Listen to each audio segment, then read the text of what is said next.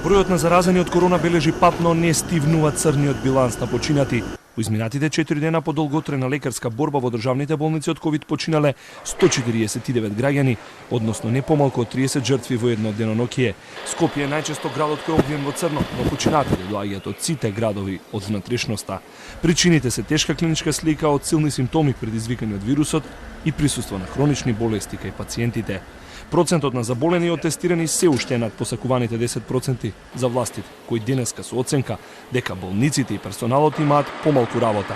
Од 1842 кревети, 740 се слободни, но загрижува фактот што во моментот се лекуваат 1120 граѓани, поголемиот број со тешка клиничка слика, дишат со помошна машина и тоа на најпогодените 3 клиники и оделенија во земјава.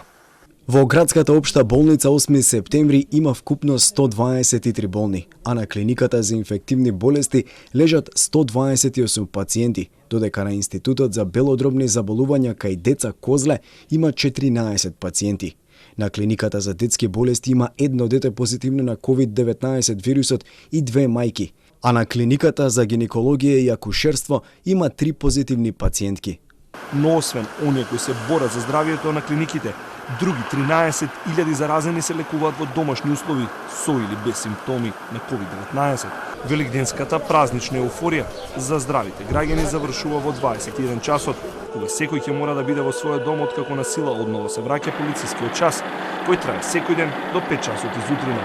Забраната со ограничување на движењето беше паузирана само на ден Великден, но и со исклучок за празникот Рамазан Бајрам, односно од 12 кон 13 мај.